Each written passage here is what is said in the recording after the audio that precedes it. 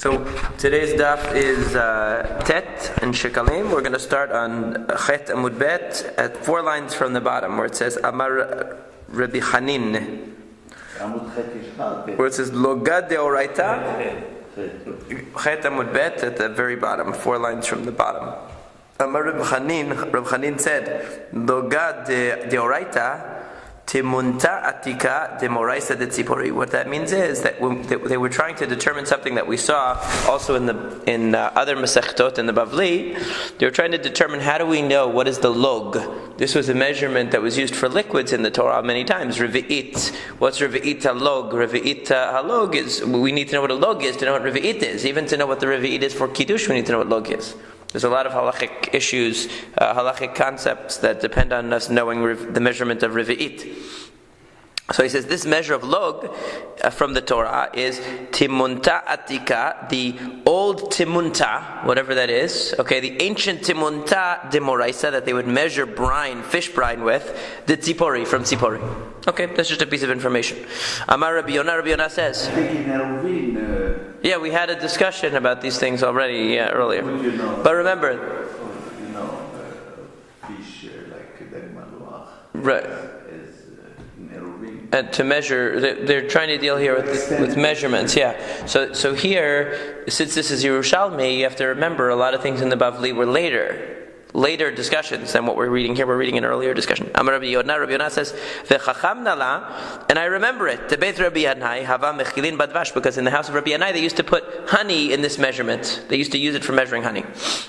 Tane, they were taught chati sheminit tivarnit, that hayishana.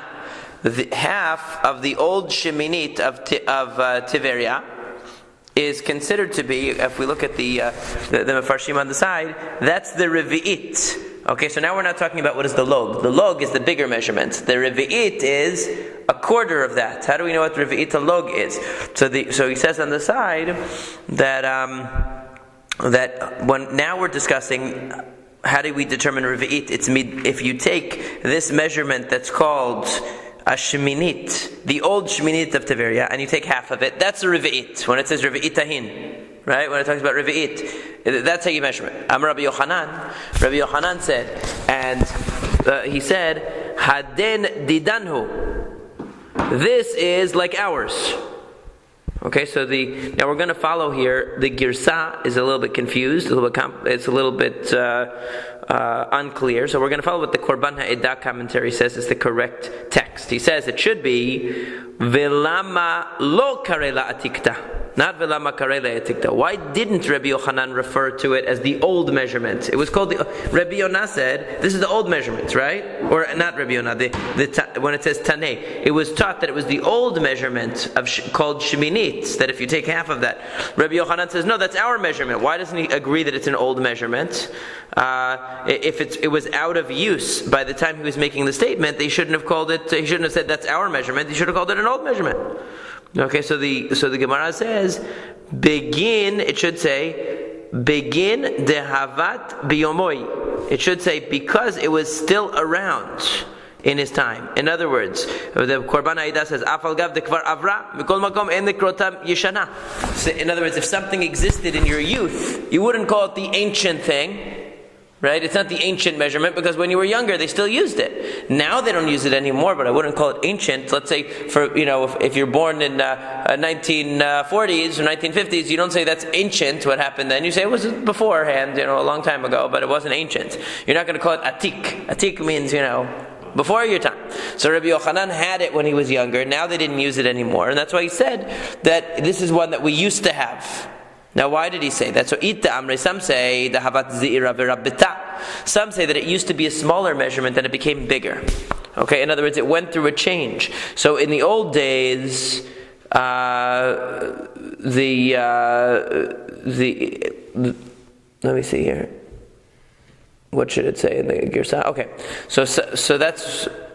I'm not sure if the Korban Ha'edah is erasing this part of the Gemara or not, because it says first Id Amrei dehavat zira verabta ve'id Amrei azirta velo azira kemad dehavat. Okay, but according to the Korban Haidah, he only quotes one of these. He quotes that what happened was that it was smaller, it became bigger, and then it became smaller again. That's the Korban Haidah's version. He conflates these two statements, and he says that what it's supposed to say is that it used to be a smaller measurement, then it became bigger, then it became smaller again, but not like it was originally. So there were 3 stages of this measurement, called the Sheminit. It was smaller, then they made a larger measurement and called it the Sheminit. Then they minimized it a little bit, but not as small as it was originally. So the question is, which one was Rabbi Yochanan referring to? The first one, the second one, or the third one?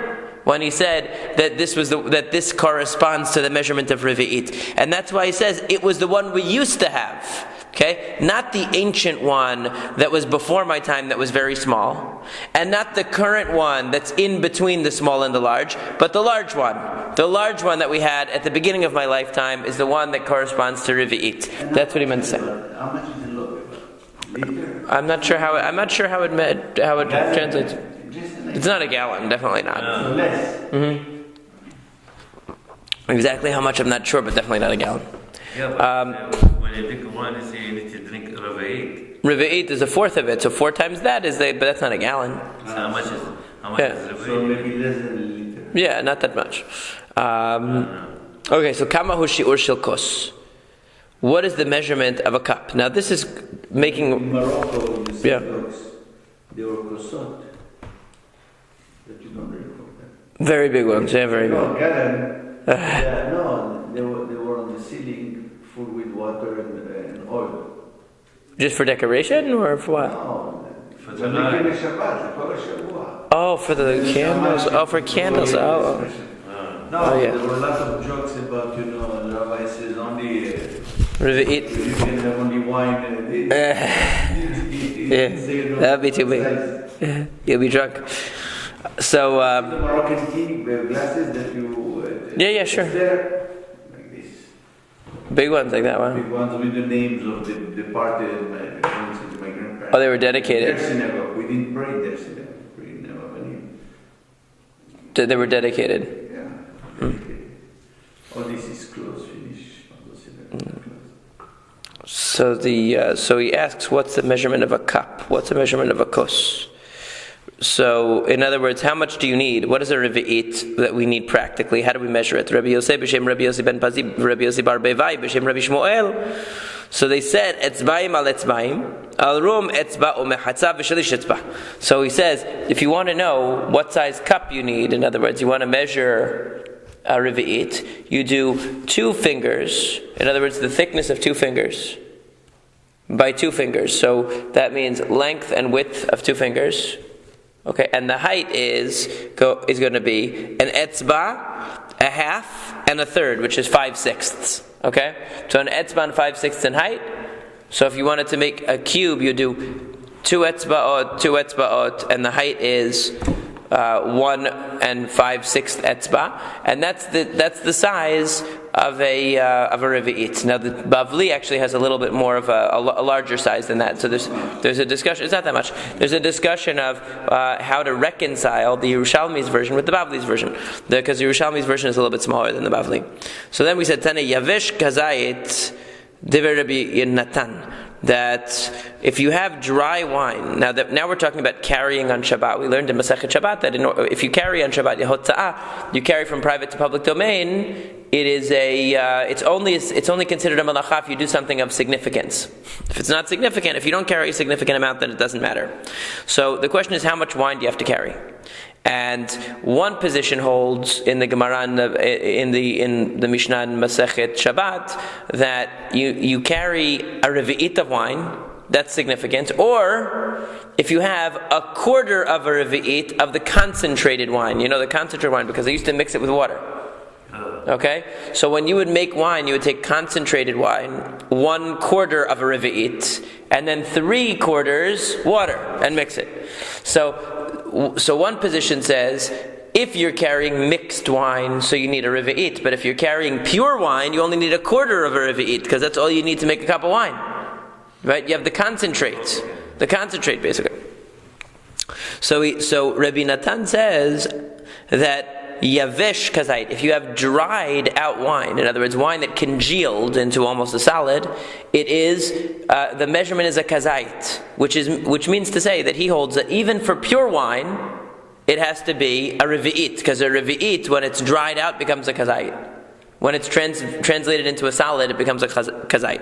Rabbanan the case of Rabbi Yosef bar Beivai b'shem Rabbi Shmuel atiyat the Rabbi Natan ke Rabbi Shimon, that the rabbis of Caesarea and Rabbi Yosef bar Beivai in the name of Shmuel said Rabbi Natan is following Rabbi Shimon. Kama the Rabbi Shimon amar b'revi'it ken amar Rabbi Natan b'revi'it lekishikaresh v'hebo kazait, that he's following Rabbi Shimon. Rabbi Shimon is the one that said that even with pure wine you need a revi'it, which is the same as saying if it becomes solid, you need a kazait. Because if we were dealing with less than a revi'it, in other words, the question is, if you had pure wine, only a quarter of a revi'it, like the Chachamim say, then if it dried and coagulated, it would become only a quarter of a kazait.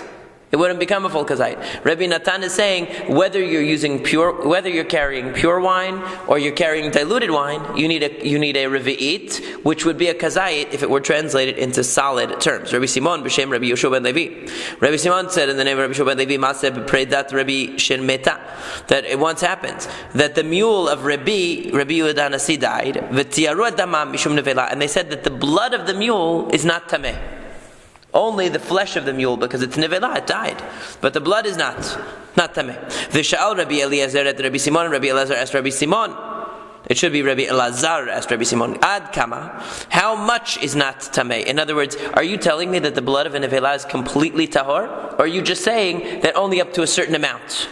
What's the purpose anyway? What would If it touched something, that it could...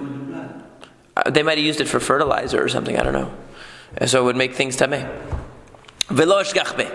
And Rabbi Simon would not answer him when he asked the question. He ignored him. Vishal Rabbi Shua ben Levi, and they asked Rabbi Shua ben Levi, and he said to them, Ad revi'it tahor, yoter min revi'it tameh. Rabbi Shua ben Levi said they only permitted it up to a revi'it. But once you have a revi'it, it's tameh, the blood of the mule. Okay. Uva'ash the Rabbi Elazar, al delo chazar le Rabbi Simon. Shmuata. So he was very angry. Rabbi Elazar was very angry with Rabbi Simon that he didn't answer him, right? Because he had gone to him and asked him a question, and he ignored him. So he was very upset. Rabbi Shua ben Levi had the answer. Rabbi Simon ignored him. Rav Beivai havayativ matneha den uvda. Rav Beivai was sitting and retelling this whole story. Amar le Rabbi Yitzchak bar Kahana ad reve'it tahor yoter katameh. Rabbi Yitzchak bar Kana asked him, until a revi'it, it's tahor. More than that, is it tameh? Uba'at bey, and he kicked him. In other words, he asked him a question. Are you saying that the mule's blood is completely tahor or only up to revi'it? And when he asked him a question, he kicked him. So the question is, why did you do that? Amar le Rabbi Zrika. So Rabbi Zrika said to him, begin to she'ilach at ba'at bey. But just because he's asking you a question, you're kicking him. Amar le, begin to lo havat dati. Datibi ba'itnabe. He said, because my mind was not with me. I was in a bad mood. I was having a bad day. Amar Rabbi Chanan, because Rabbi Chanan said, it says in the curses in the book of Dvarim, the Klalot, it says your life is going to hang in front of you. This is somebody who only has the next year's worth of food stored up. In other words, people would store for years. So if you only had 1 year, that means you're always going to worry. Okay? And Laila v'yomam. What does Laila v'yomam mean? This means somebody who purchases from Costco, basically. In their version of Costco, you would purchase not for the whole year, but for, let's say, a few months at a time. Still, your life hangs in the balance. You don't know where your meal is going to come from. You're not going to believe in your life. This is a person who has to go to the baker every day to get bread. There's nothing in his cabinet at the end of the day. He's living hand to mouth, right? That person's very stressed. He says, and I am a person who relies on the baker. In other words, I'm really stressed out about parnasa. I don't know where my next meal is coming from every day, and I was in a bad mood, and that's why I attacked him when he asked me a question. Okay? So what is the final answer about this question? He said, he said that it's tahor. The blood of nevela is tahor. Only the flesh of nevela, only the flesh of an animal that dies is tameh. But the blood is tahor according to Rabbi Yehoshua ben Pitora. So then the Gemara says, but maybe, mahu tahor, what does it mean tahor? Tahor milhachshir. Aval litamot metameh. Maybe what that means is that it's only tahor insofar as hechsher tum'ah. Remember that for tum'ah, for something to become tameh, it has to first become wet. Let's say you have some lettuce. And this lettuce is sitting and it's never touched any water. So even if a sheretz falls on it, even if a dead animal touches it, it's not going to become tameh unless it's touched some liquid. Liquid has to touch it. So he's saying lehachshir. Now one of the liquids that can be machshir, one of the liquids that can render a food susceptible to tum'ah is blood. But the blood of a nevela won't do that. But that doesn't mean that blood of nevela is not tameh. Blood of nevela is tameh. But it won't qualify something to be susceptible to tumah. That's something else. Okay, in other words, the lettuce that's never touched water or any liquid, even if it touches something tameh all day long, won't become tameh until it becomes contact with liquid. What the Gemara is saying is that that dam of a nevela cannot be the liquid that qualifies it to become tameh. It can only be a source of tumah. So the Gemara, but maybe it's really in and of itself it's tameh, not tahor. So the Gemara says no. Taman tanina, we learned already. Dam sheretz kibsaro umitameh ve'eno machshir ve'en lanu kayotzebo.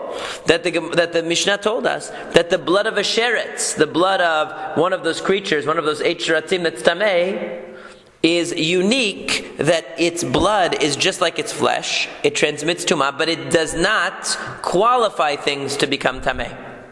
If blood of a sheretz falls on lettuce that's never been touched by liquid, it will not become tameh. And it will not be susceptible to tumah. It can only be a source of tumah, but it can't qualify objects to become tameh. Okay, so now the Gemara says, so if that Mishnah says, ve'en lanu kayotzebo, there's no other case of a substance that doesn't make other things susceptible to tumah, but can give them tumah. If they are susceptible already, it says ve'en lanu kayotzebo. There's no other condition like this. So therefore, it can't be that the blood of nevela transmits tum'ah, but doesn't qualify things to become tameh. It's not possible, because it says there's no other case like that. And therefore, when Rabbi Yehoshua ben Pitora said that it's tahor, he must have meant it's really tahor, that the blood of nevela is completely tahor. The Gemara answers no. But human blood. Human blood? In terms of tum'ah, it wouldn't be.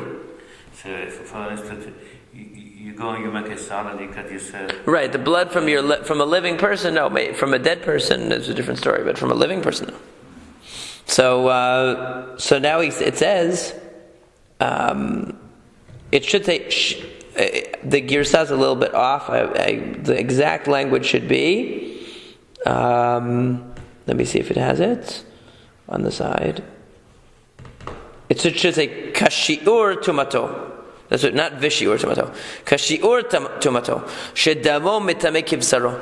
What it meant with the sheretz was like this: that the blood. What way is the blood of the sheretz unique? It's unique because it's mitameh kivsaro. Just like the amount of sheretz that you need to convey tum'ah is only a lentil size, a small size. Also, the blood of sheretz that you need to convey tum'ah is a small size. That's unique, that the blood and the flesh of the sheretz are the same stringency. Normally, for blood, you need more. A tiny amount like that won't be enough. You need a kazayit of nevela, let's say, to transmit tumah, and therefore you need, a significant amount of blood to convey tumah, not just a lentil size. So therefore, the Gemara is saying that's what they said was unique about the sheretz. But in fact, it could very well be that there are cases where you will have a substance that cannot qualify things to become tameh, but can transmit tumah. And maybe that's what Rabbi Yehoshua ben Pitora said. He meant that the blood of nevela, it's not that it's completely tahor. It's just that it won't qualify things to become tameh. But it is, in and of itself, tameh. So now the Gemara says, Amar Rabbi Yosef says, Paligi batre amorain. There was a machloket about the final decision in this case. Chad amar tameh.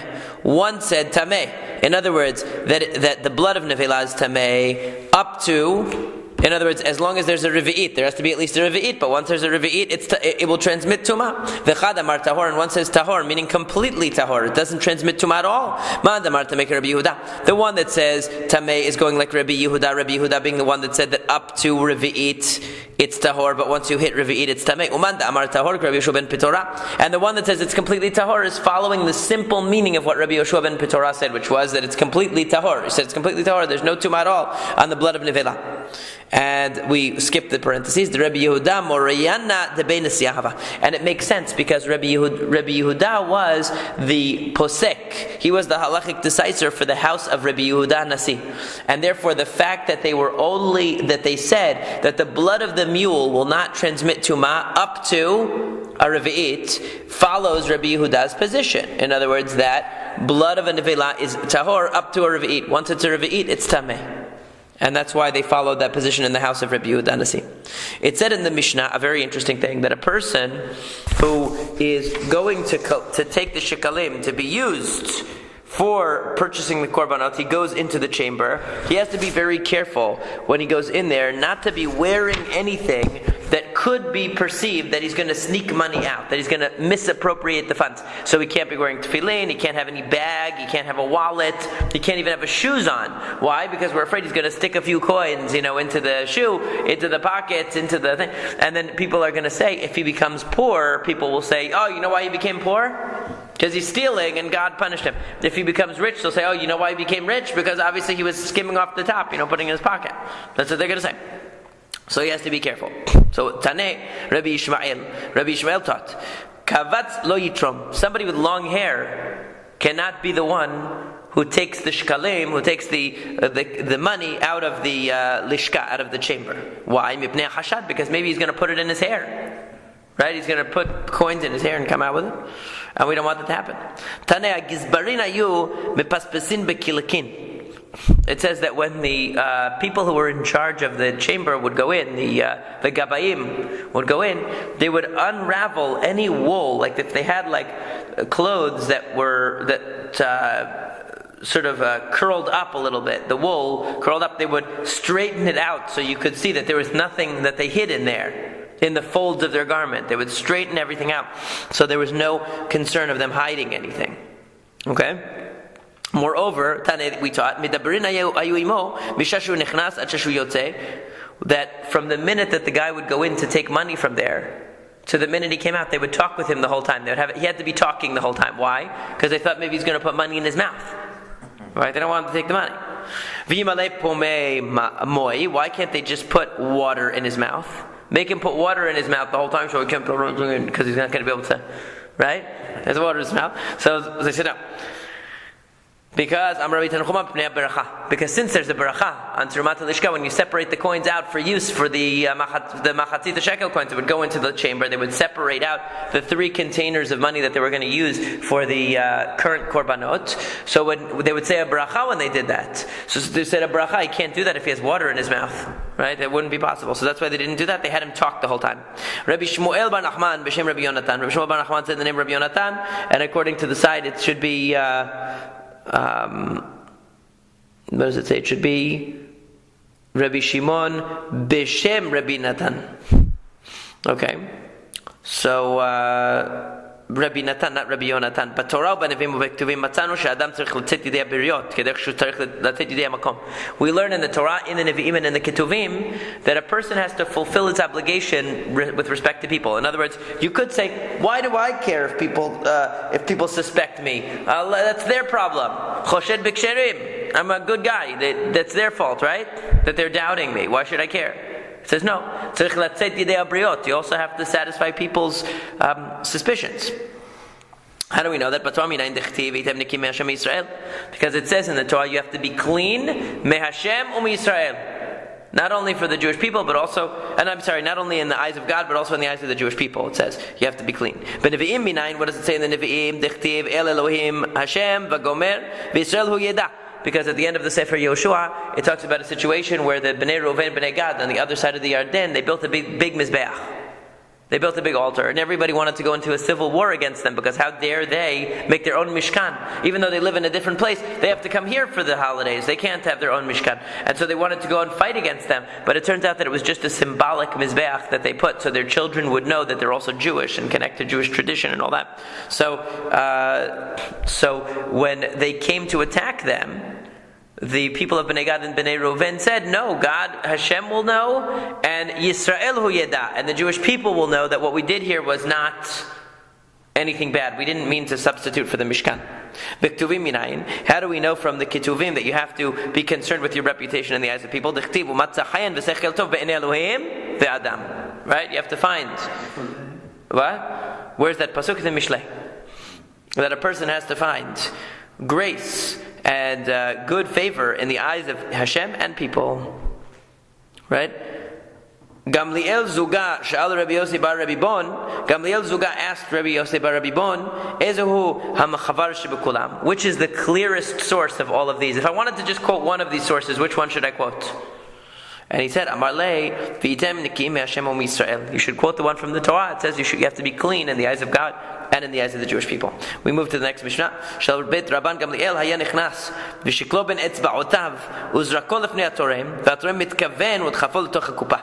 So what would happen was they would collect machatzit shekel, and then we know they would pile it up in this huge storehouse, and they would do tirumat lishka, which means they would take 3 boxes and they would fill them with money from the machatzit shekel that was available in the chamber at the time, and they would use the money from those 3 boxes from around Pesach time until Shavuot time. Then they would take money again, and then until Sukkot time, then they would take money again. So there was a 3 times a year withdrawing of funds from the chamber. So Rabban Gamliel would come in the minute before they were about to take the money out, because they were stockpiling the money before they would do what's called Terumat Lishka, where they would take the money that they're actually going to use. Not all of it was actually used, avodah l'machatzit shekel. So only a portion was taken that was on behalf of everybody. But Rabban Gamliel wanted his money to be part of the one that was taken. So he would go, when they were about to do Terumat Lishka, they were about to take the money that they were actually going to use, with his shekel between his fingers, and he would throw it towards the guy who was taking the money from the storehouse. And he would make sure to push it into the kuppah. In other words, Rabban Gamliel wanted to make sure that his actual coin made it in. Because for most people, let's say there's 1 million machatzit shekel in there, 2 million, whatever there is. So out of that, how much do they really use? They don't need all of that. So they would take on behalf of everybody a representative amount from the machatzit shekel that would be used, and the rest would go to the general fund. So so your chance of your money actually being, in the fund is slim. Actually being used for the korbanot is a slim chance, because only a percentage is going to be used. He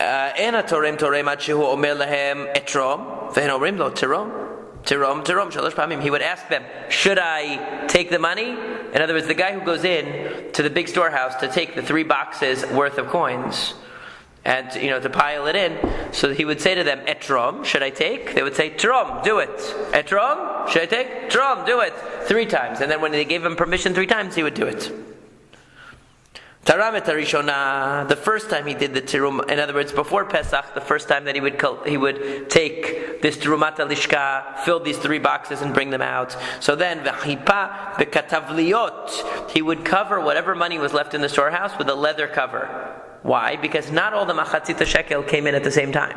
So whatever had come in up till that day, it was 15 days before Pesach when they would do it. Whatever had actually arrived before that day was covered by the first Terumat Lishka.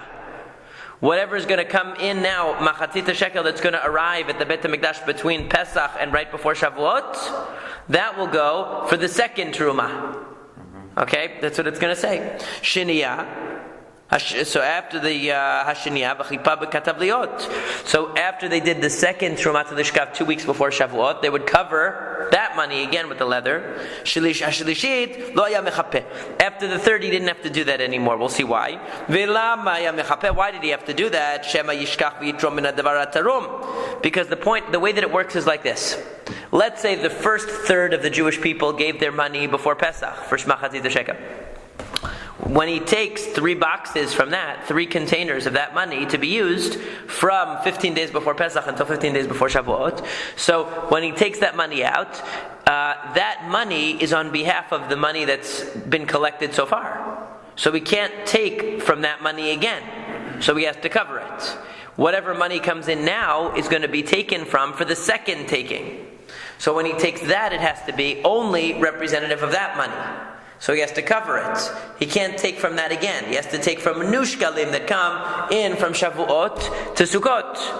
Okay, so each time he takes, he has to take from a new batch. He can't take from a batch that was already taken from.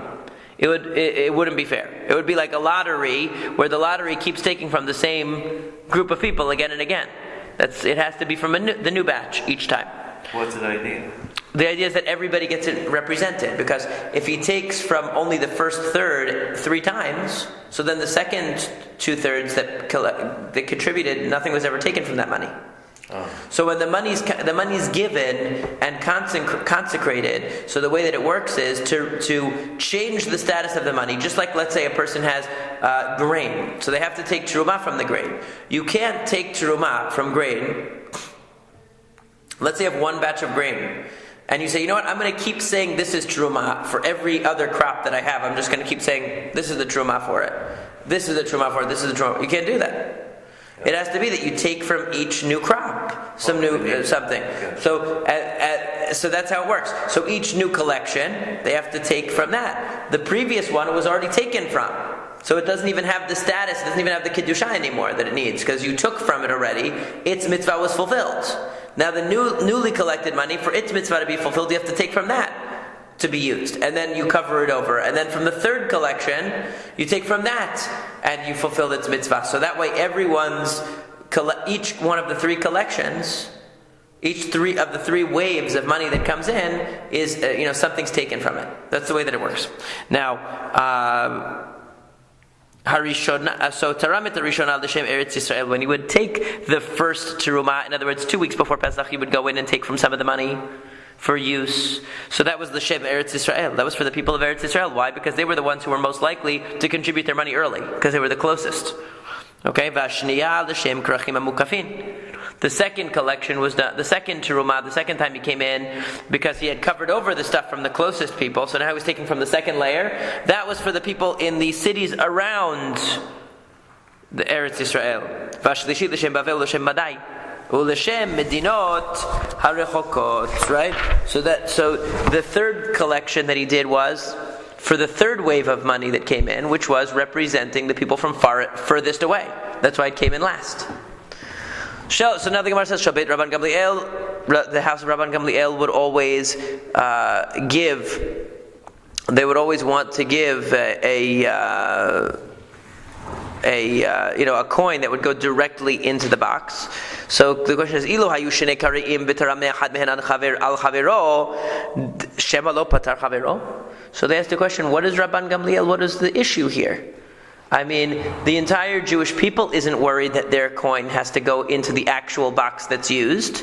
They give to the general collection. From that collection, we take a percentage out that's actually used, and the rest is saved for other things in the Beit HaMikdash. But whatever is actually used is representing everybody. So what did he do? So he would make sure that his actual coin was actually used. Why? Doesn't he agree that if you have, let's say, a pile of coins, and we take just a portion of it, it's on behalf of everybody? Just like if you have grain, and you take part of that grain as maaser or terumah, it covers everybody. It covers the rest of the grain. You don't have to make sure that your coin makes it in. So the answer is, Hanachat ruach lahem, shelo yehe korban mitkarev ela mishelahen tachila. That it was hanachat ruach. In other words, you're right. Halachically, it doesn't make a difference. Halachically, even if your coin doesn't get included, it doesn't matter. You gave your coin. You gave your coin, and whatever is actually used is done on behalf of everybody. So you shouldn't be worried. But it's hanachat ruach. They wanted to know that the korban was going to come from their money. It was a good feeling for them. They liked it. It wasn't halachic. It wasn't a halacha. They just liked it that way. Tanei, they taught. Shamata the katavliot na'asu kulan shirayim. You have a problem. If those leather covers come off, everything is shirayim now. Why? What does shirayim mean? Shirayim means that each time that you take, in other words, the first wave of money that comes in, you take a terumah from it that's going to be actually used, right? You take a percentage. Let's say first one, $200,000 comes in. You take out of that the $50,000 that you're going to use. Okay, then you cover over the $150,000 that's left. Then another $200,000 comes in. You take from that only $50,000. Okay? Then again you cover it. Now what happens if those covers come off? It all gets mixed in. It all gets mixed in together. Now there's a problem. Let's say the first wave of money, the 200,000 came in and you took your 50,000 out of that and you covered it. And now new money is coming in and you're putting it on top of the cover. So you know what the new money is. But somebody said, oh, what's this leather cover doing here? I'm going to pull it out. He pulls it out. All the new money falls into the old money. Now what's the problem? You can't take from that old money anymore. Right? Because the old money, its mitzvah had already been fulfilled. And now the new money is mixed in with it. Nasu akol shirayim. The whole thing is now shirayim. You can't use any of it now. You're going to have to cover it over again and start from scratch with the new collection. Because you can only take from money that hasn't been taken from. You can't take from money that was taken from before. And this got intermingled. Tani, we taught. Shlishiti haita. What you do until you get the new money? If you mix everything together, what do you do when you don't have enough money to give? What would they do? They would have to keep collecting more. If that happens, they'd have to get more. So you need to wait. You'd have to wait, right? So now he says, the shlishit. Tane, it says shlishit. He haita ashira shebechulan. The richest collection was the third, because shahayuba istariyot shel zahav shri v'darchonot shel zahuf. Because that was the one that had all of the gold coins would come in the third collection. So that was the one that actually gave the most money. In other words, it was the one that was the highest value was the third collection, more than the first two. Tane, we also learned Taramet Rishona l'shem Eretz Yisrael l'shem Kol Yisrael. Shniya l'shem Krachim Ukufim l'shem Kol Yisrael. V'shlishit l'shem Bavel U'Madai l'shem Medinot Rechokot l'shem Kol Yisrael. In other words, our Mishnah made it sound like the first time that when they took from the first collection, they took the portion that they were going to use, it was only for the people of Eretz Yisrael. And when they took from the second collection, it was only for the people in the cities around Eretz Yisrael. And when they took from the third collection, it was only for the people far away. But it says no. Each time it was also l'shem Kol Yisrael. It's just that it was more representative of the money from the people of Eretz Yisrael. And the second time it was representative of the money of the people around Eretz Yisrael, and the third time from the people far away. But really, obviously, any korbanot that are offered are done for Kol Yisrael, not just for the people who gave that particular batch of money, for everybody. Tani, they taught Natal min harishona afal b'sheish b'rishona notel min hashniya. Natal min hashniya afal b'sheish b'shniya notel min hashlishit. So what they would do was, when they would take the terumat lishka, again they would take it in 3 boxes. So let's say the first collection comes in, he has to do terumat lishka.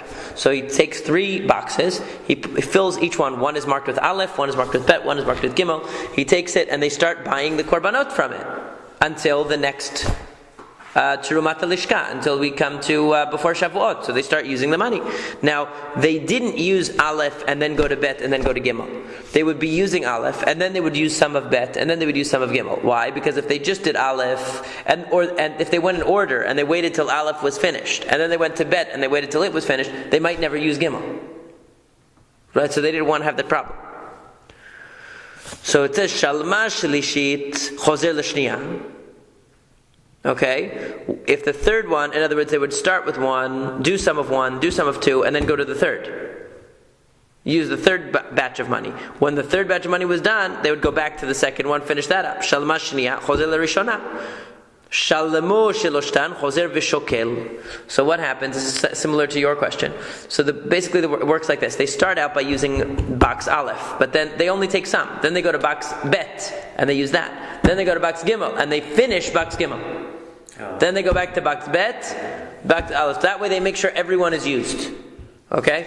Now what happens if they run out completely? All 3 boxes are emptied. And they're not supposed to do another Trumat Lishka until the next holiday. Right? They did one 2 weeks before Pesach. They're supposed to do one 2 weeks before Shavuot, and then one 2 weeks before Sukkot, let's say. Right before Sukkot. So what are they going to do now? So what if they run out from a box Aleph and box Bet and box Gimel, what are they going to do? They finish one because they wanted to make sure that everyone was used. If they stayed on only number 1, they might never make it to Gimel because they might only use 1 and 2. So this way they take a little bit from 1, a little bit from 2, a little bit from 3. They finish 3, then go back to 2, then go back to 1. That way everyone is used. So what happens if they run out of money? And they know that the next Terumat Lishka is not for the next holiday. What are they going to do? So it says you go back into the Lishka, V'shokel, you take more. Take more. Rabbi Meir Omer, no. I'm sorry, chozer v'shokel is not that you take more. Chozer v'shokel means you have to collect new money. Why? Why do you have to collect new money? Because we already said you can't retake from the first batch. Remember, there's two stages. There's the large, in the lishka, there's the large pile of money that they collected. You already took the 3 boxes from that large pile.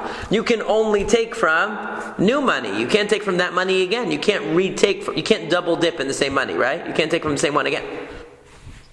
So what do? Chozer v'shokel, you have to get new shkalim. So you need to wait. You have to wait.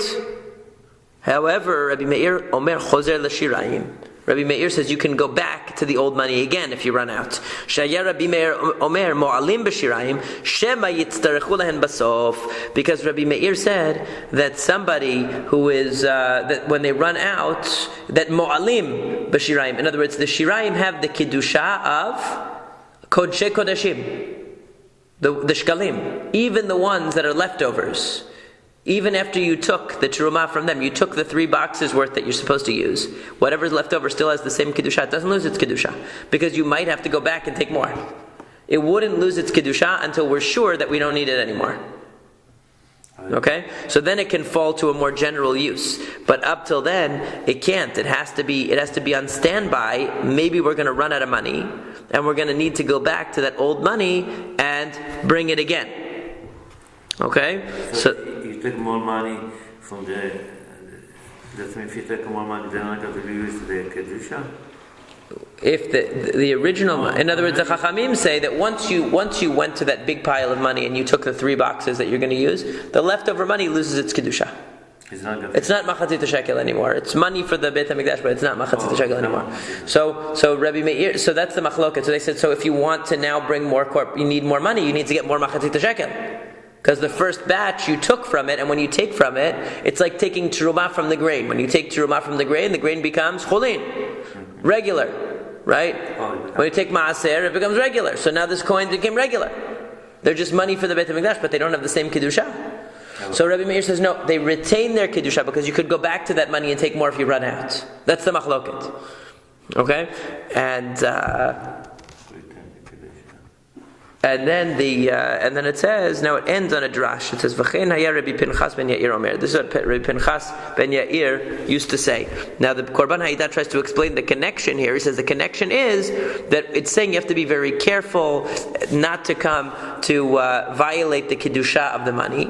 And he says on the same theme, Rabbi Pinchas ben Yair talked about kedusha. He said, Zirizut mivi'ah lidei nikiyut. This is a very famous.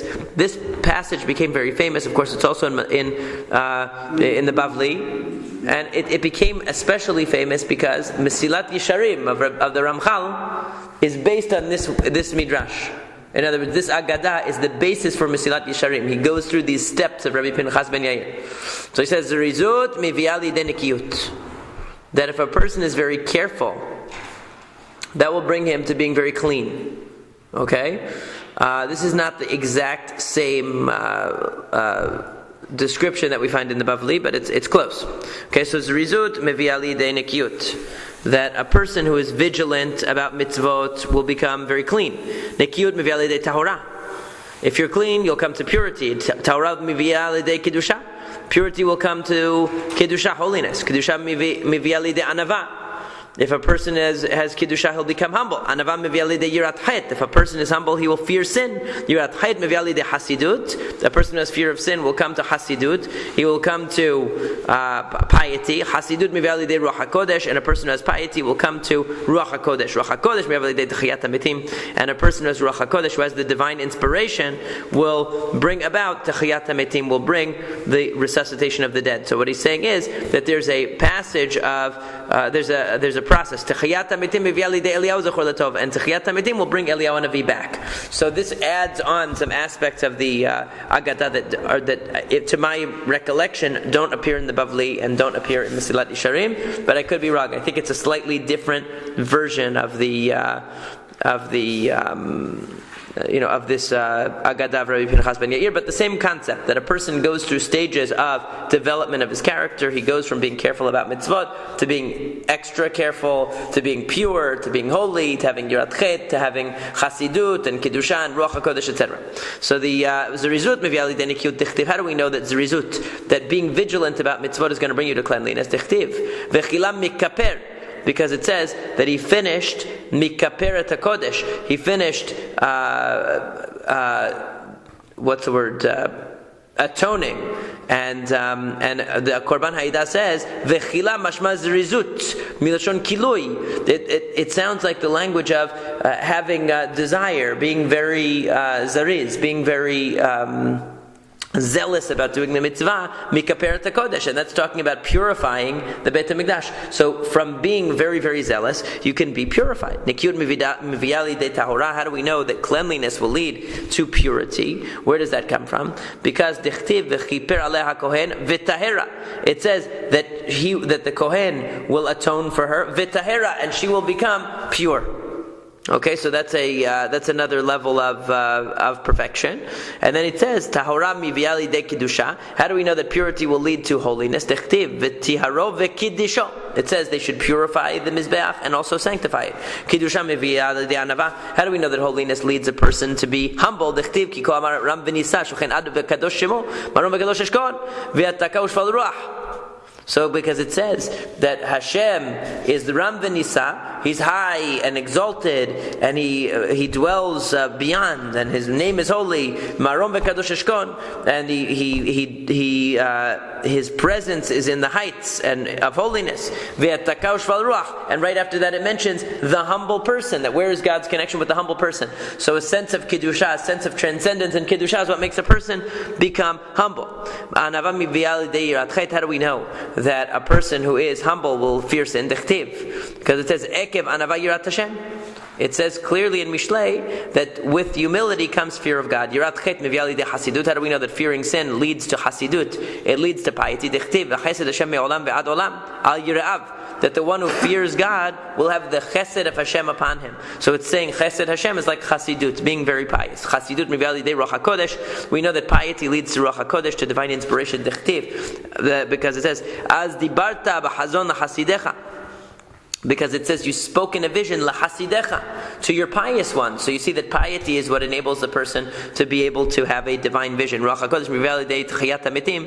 How do we know that Ruach HaKodesh, that divine inspiration, is what leads to the resuscitation of the dead? Dechtiv v'natati ruchi b'chem v'chitem. Because it says that I'm going to place my spirit within you, and then you will live. Right? In other words, the first the Ruach HaKodesh will return, and then Techiyat HaMitim. Techiyat HaMitim v'yalidei Eliyahu Zuchor Latov. How do we know that the resuscitation of the dead will bring Eliyahu Navi back? Because it says, Dechtiv, Hinei Anochi sholeach lechem et Eliyahu Navi, lefnei bo yom Hashem hagdol v'hanora. That I'm going to send to you Eliyahu Navi before the day of Hashem, which is great and awesome. And what is it discussing? What it talks about the day of Hashem that's great and awesome? It's talking about the resuscitation of the dead, the revival of the dead, that the dead are going to come back to life. And then Eliyahu Navi is going to appear again. Tana, it's taught b'shem Rabbi Meir, and then Rabbi Meir, Kol mi shekavua be'eretz Yisrael, anybody who lives in Eretz Yisrael, u'medaber b'lashon hakodesh, and speaks Hebrew, ve'ochel perotav b'tahora, and he eats his fruits b'tahora, with purity. In other words, he follows laws of purity. V'korei kriyat shema b'boker va'erev, and he reads the kriyat shema in the morning and night. Yeh mivusar sheben olam habahu. He should be informed that he is worthy of the world to come, because he's living on a level of Kiddusha, which is at least entitles him to the world to come. And it's interesting that it ends like this. It's almost like we could look at this passage as Rabbi Pinchas ben Yair is talking about one extreme. He's talking about the person who reaches greater and greater and greater heights of holiness until Ruach HaKodesh and such great lofty level. And then Rabbi Meir takes it back down to earth and he says, if you live in a holy environment, Eretz Yisrael, and you speak a holy language, and you eat your food b'tahora, which we could say today is like keeping kosher, and you read the Shema in the morning and night, you can get into Olam Haba. So don't think that you have, it's very nice to reach these great levels, but don't be discouraged and think, well, if I can't reach Ruach HaKodesh, why should I bother trying to be holy? No, Rabbi Meir says that there's a basic level of Kiddusha that every person can attain.